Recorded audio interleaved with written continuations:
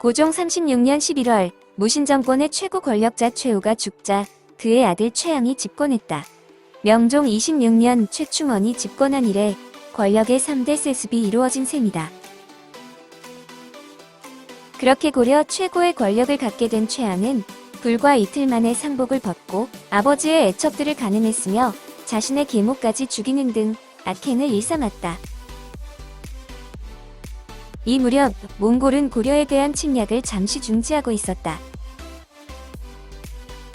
고종 35년 3월 제3대 칸인 귀이크가 죽자 후계자를 누구로 할 것인지 둘러싸고 몽골 황족의 합의에 시간이 필요했기 때문이었다. 그러다 고종 38년 7월 몽골의 제4대 칸으로 몽케가 즉위하자 몽골은 다시 고려에 대한 침략을 준비했다. 고종 40년 7월 몽골의 제5차 침입이 시작되었다. 몽골군은 춘주성의 백성들을 모두 도륙하는 등의 만행을 저지르며 남진했다. 하지만 충주성에서 김윤우가 몽골군의 남진을 막아냈고 조정에서는 협상을 통해 고종의 둘째 아들 안경공 왕창이 몽골에 입조하기로 하였다.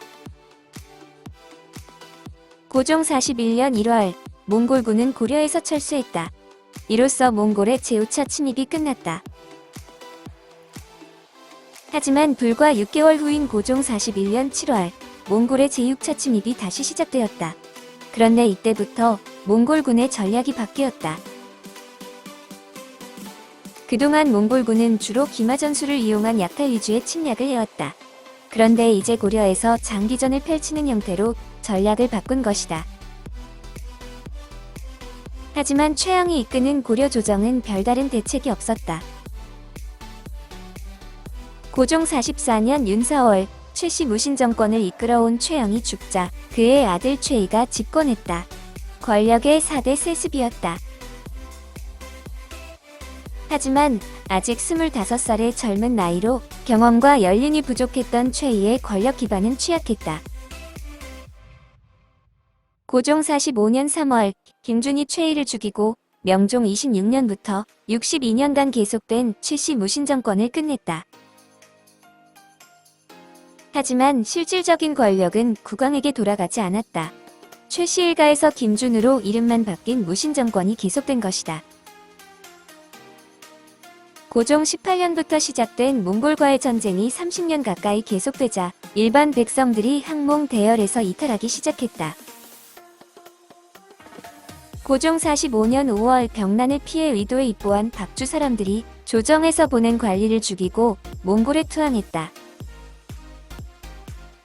고종 45년 9월 광복산성에서 방우별감을 죽이고 몽골에 항복했고 12월에는 달보성에서도 방우별감을 붙잡아 몽골에 투항했다.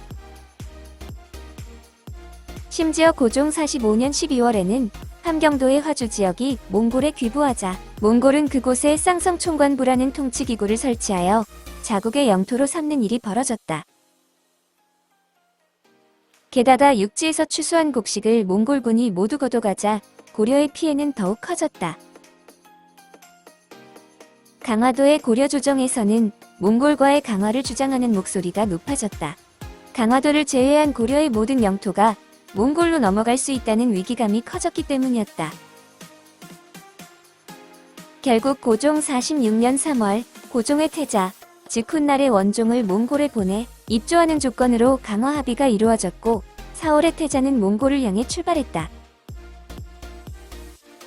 태자가 입조할 상대는 몽골의 제4대 칸인 몽케였다. 그런데 당시 몽케 칸은 남송을 정벌하면서 조어산에 머물고 있었다. 따라서 태자 일행은 몽골의 수도인 카라코룸이 아닌 조어산을 향해 가고 있었다. 그런데 고종 46년 7월 몽케 칸이 죽고 그의 동생 아릭부케와 쿠빌라이의 후계 다툼이 시작되었다. 태자는 육반산에 도착했을 무렵에 이 소식을 들었다. 몽골의 대칸 자리는 적장자 승계가 원칙이 아니었다. 쿠릴타이라는 회의를 열어 황족과 귀족들의 합의에 따라 다음 대칸을 추대했다. 당시 아릭부케는 수도인 카라코룸을 지키면서 몽케 칸의 장례를 주관했고 수도에 모여 살던 몽골의 황족과 귀족들의 지지를 받고 있었다. 반면 쿠빌라이는 악주에서 정복 활동을 벌이다가 수도 카라코룸을 향해 북상하고 있었다. 이제 고려의 태자는 과연 누구를 만날 것인지 정해야 했다. 태자는 발길을 돌려 개봉 인근의 양초지교, 즉 양주와 초주의 교우에서 북상하고 있던 쿠빌라이를 만났다. 쿠빌라이는 옛날에 당 태종이 친히 정벌했어도 굴복시키지 못했는데 그 나라의 태자가 스스로 자기에게 와서 귀부한 것은 하늘의 뜻이라며 기뻐했다. 한편 태자가 몽골을 향해 가던 중인 고종 46년 6월 고종이 승하했다. 고종은 몽케칸보다 열흘 먼저 사망했지만 태자는 이 소식을 뒤늦게 들을 수밖에 없었다. 이때 몽골의 신하 한 명이 쿠빌라이에게 만약 태자를 고려의 국왕으로 삼아 귀국시키면 반드시 은덕에 감격하여 신하의 직분을 다할 것이며 한 명의 병사를 수고롭게 하지 않고도 한 개의 나라를 얻는 일이라고 말했다. 이에 쿠빌라이는 그렇게 하는 것은 물론 부하들에게 태자의 귀국기를 호위하게 하였다. 한편 고려에서 고종이 승하했을 때 무신 정권의 최고 권력자 김주는 태자의 동생인 안경공 왕창을 왕위에 올리려 했다. 고종 대신 몽골의 데칸을 만나러 갔던 태자가 국왕으로 인정받아 돌아오면 왕권은 자연스럽게 강화되고 반대로 자신은 권력에서 소외될 수 있다고 생각했기 때문이었다. 하지만 태자로 하여금 왕위를 잇도록 하고 태자가 돌아올 때까지는 훗날 충렬왕이 되는 태손의 명을 따르라는 고종의 유언이 공개되었다. 그러자 신하들이 모두 김준의 제안을 반대했다. 원종 원년 3월 몽골에서 강화도로 돌아와 공식적으로 왕위에 오른 원종은 몽골과 강화 협상을 하면서 6가지 조건을 제시했다. 의관은 본국의 풍속을 따르며 고치지 않는다. 사신은 몽골 조정에서만 보낸다.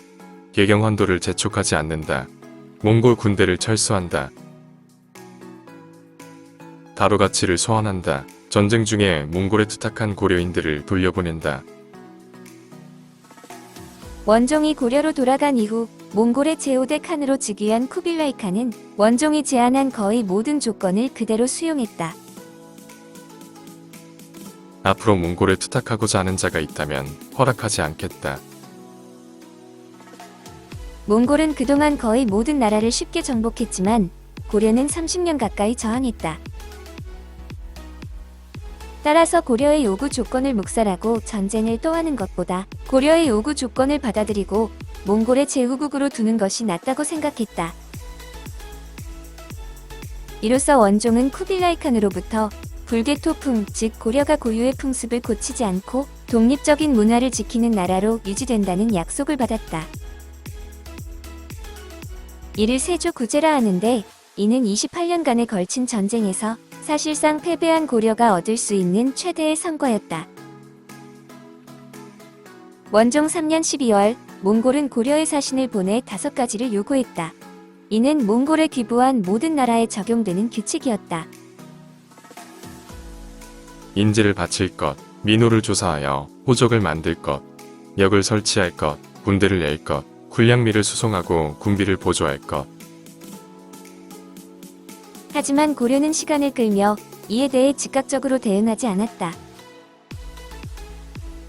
원종 5년 5월 몽골에 입조하라는 조서를 받은 원종은 그해 9월 연경에서 쿠빌라이 칸을 아련했다. 우리 역사상 처음으로 국왕이 직접 친조를 한 것이다.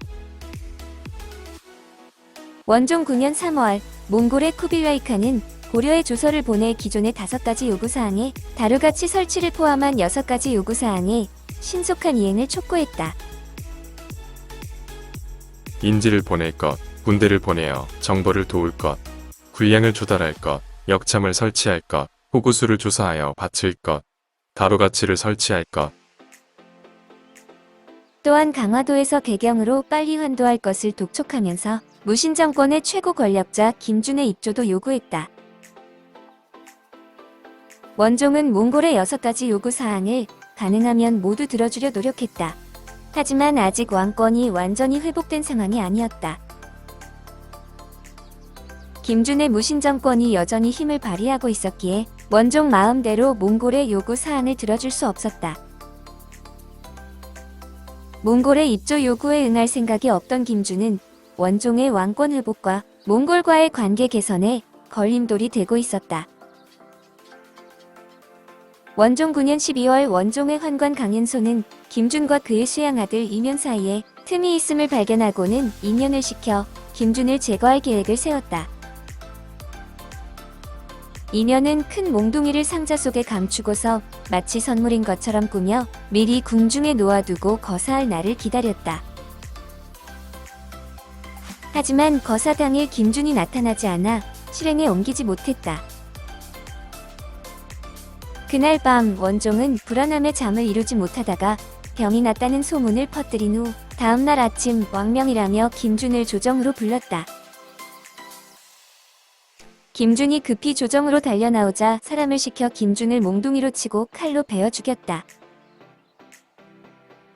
고종 45년부터 10년간 권력을 잡았던 김준은 이렇게 무너졌다. 이제 권력은 이면에게 넘어갔다.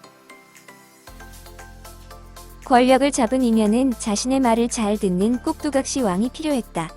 원종 10년 6월 이면은 원종의 동생 안경공 왕창을 왕으로 옹립했다.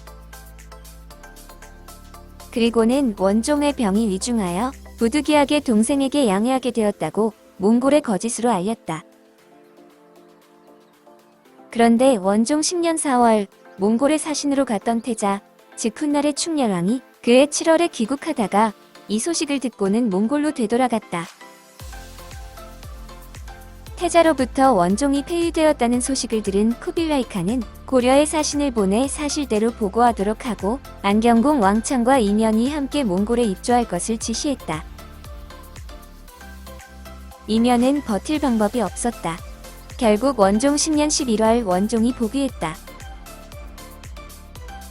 원종 11년 2월 원종은 다시 연경으로 가서 쿠빌라이 칸을 아련했다. 그러면서 군대를 빌려주면 돌아가서 무신 정권을 무너뜨리고 강화도에서 나와 개경으로 환도하겠다고 했다. 또한 고려 태자와 몽골 공주의 결혼을 제안했다. 이로써 원종의 아들인 충렬왕부터 고려의 왕이 몽골의 여인과 결혼하게 되는데 이로써 고려는 몽골의 부마국이 된다. 한편 이면은 근심과 울분으로 등창이 나서 원종 11년 2월에 죽었다. 권력은 이면의 아들 인유무에게 넘어갔다. 하지만 불과 3개월 만인 원종 11년 5월 강화도에서 육지로 나오라는 원종의 명령을 따르지 않던 인유무는 살해당했다. 이로써 의종 24년부터 시작된 무신 정권은 100년 만에 완전히 종식되고 권력은 국왕에게 돌아갔다. 이와 동시에 개경으로 환도함으로써 고종 19년부터 시작된 고려의 강화도 시대도 38년 만에 막을 내렸다.